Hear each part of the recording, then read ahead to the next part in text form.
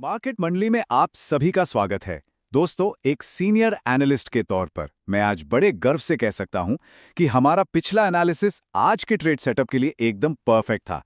जिन लोगों ने भी उस विश्लेषण को देखा था ना, उन्होंने जरूर आज मार्केट में अच्छा प्रॉफिट बुक किया होगा। तो आज के इस डेली चेकलिस्ट में हम 8 मई 2026 के लिए निफ्टी 50 की पूरी तैयारी करेंगे। आगे बढ़ने से पहले एक बहुत ही जरूरी बात, हमारा सबसे बड़ा गोल क्या है? यही कि हम अपने रिटेल ट्रेडर्स को ट्रेडिंग स्किल्स सिखाएं और उनके हार्ड अर्न्ड कैपिटल को बचाने में मदद करें। क्योंकि देखिए, money saved is money earned. अगर पूंजी बचेगी तभी तो आगे ट्रेडिंग होगी, है ना? पैसों को सुरक्षित रखना एक सक्सेसफुल ट्रेडर बनने की पहली सीढ़ी है। तो चलिए फटाफट देखते हैं आज के चेकलिस्ट में क्या क्या है। पहला, 7 मई का प्राइस एक्शन। दूसरा, मोमेंटम और ग्लोबल सेंटिमेंट। तीसरा, कल के लिए की लेवल्स। और आखिर में हमारी गैप ट्रेडिंग स्ट्रैटेजी। शुरू करते हैं अपने पहले मुद्दे से। सेक्शन 1, 7 मई का प्राइस एक्शन, यानी इस साइडवेज ट्रेंड का आखिर कारण क्या था? अगर हम आज के रॉ नंबर्स को ध्यान से देखें तो एक बड़ी दिलचस्प कहानी मिलती है।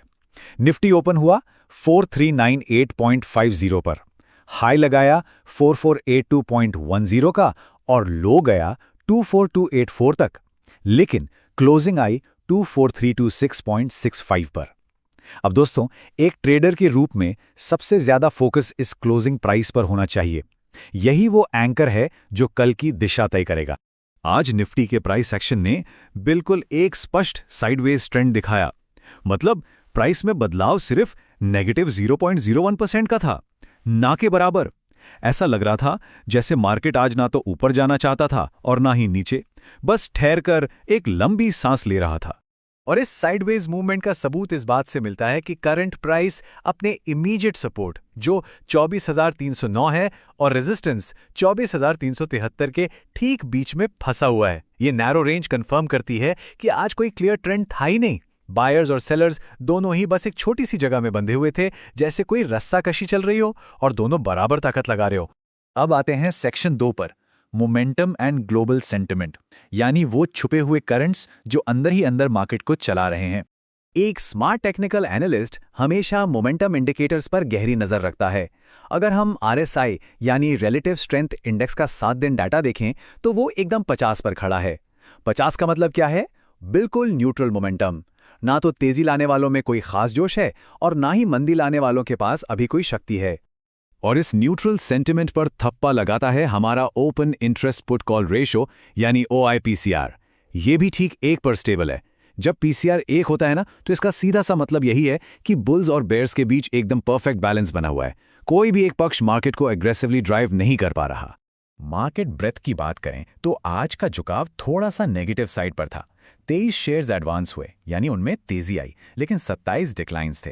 गिरने वाले स्टॉक्स का पड़ला आज हल्का सा भारी जरूर रहा, लेकिन सच कहूं तो कोई बड़ा फर्क नहीं था। तो आखिर इस अटकी हुई मार्केट का असली कारण क्या है? देखिए, ओवरऑल मार्केट पॉजिटिव तो है, लेकिन बहुत ज्यादा कॉशियस भी है। ये सावधानी ईरान और यूएस के बीच चल रही जियोपॉलिटिकल टेंशंस की वजह से है। यही ग्लोबल न्यूज इन्वेस्टर्स को बड़ा रिस्क लेने से रोक रही है। एक अनसर्टेनिटी का माहौल है जो किसी भी क्लियर ट्रेंड को बनने नहीं दे रहा। चलिए अब बढ़ते हैं सेक्शन 3 की तरफ, जो सबसे जरूरी है, की levels for tomorrow, the May 8th playbook.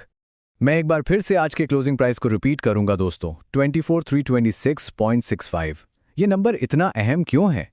क्योंकि कल के सारे ट्रेड टारगेट्स और लेवल्स इसी एंकर पॉइंट पर टिके हुए हैं। हमारा पूरा का पूरा ट्रेडिंग प्लेबुक इसी बेस लेवल से शुरू होगा। ध्यान से सुनिएगा, अगर निफ्टी आज के क्लोज यानी 24,326.65 से ऊपर निकलता है तो पहला टारगेट होगा 24,373, दूसरा 24,459 और तीसरा टारगेट 24,587 रहेगा। लेकिन अगर मार्केट यहां से फिसलता है तो पहला सपोर्ट 24,228 पर है, दूसरा 24,100 पर और तीसरा सबसे मजबूत सपोर्ट होगा 23,870 पर। ये जो सपोर्ट लेवल्स हैं, ये कल के ट्रेड्स के लिए बेहतरीन स्टॉप लॉस जोन्स का काम करेंगे। पर याद रखिए, ये सारे लेवल्स तभी परफेक्टली काम करेंगे जब मार्केट आज के क्लोज के आसपास यानी फ्लैट खुले। और यहीं से हम आते हैं अपने आखिरी और चौथे सेक्शन पर, गैप ट्रेडिंग स्ट्रैटेजी, हमारा कंटिंजेंसी प्लान। एक रिस्क मैनेजर के तौर पर सबसे बड़ा सवाल यही आता है क्या होगा अगर मार्केट अचानक एक बड़े गैप अप या गैप डाउन के साथ खुल जाए?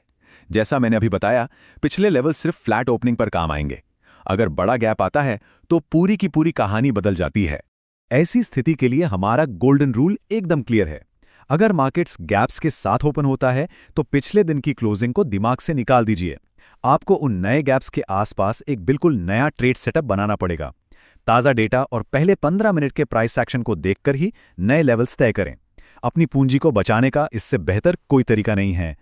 तो दोस्तों, उम्मीद है कल की ट्रेडिंग के लिए ये डेटा ड्रिवन विश्लेषण आपके प्लान में एकदम फिट बैठेगा। कमेंट्स में ज़रूर लिखें कि आपको इस तरह का कंटेंट कैसा लगता है।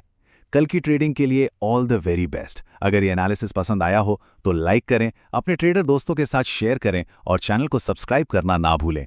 हमेशा याद रखें, हमारा लक्ष्य सीखो, समझो और कमाओ। जाते जाते एक आखिरी सवाल छोड़कर जा रहा हूं। क्या कल सुबह आने वाली ग्लोबल खबरें इस साइडवेज मार्केट का सिलसिला तोड़ेंगी और हमें एक लंबा हिस्टोरिकल ब्रेकआउट देखने को मिलेगा, या बुल्स और बेयर्स कल भी इस नैरो रेंज में उलझे रहेंगे? इसका जवाब तो कल सुबह की पहली ट्रेड ही देगी। अलविदा और मिलते हैं अगले विश्लेषण में।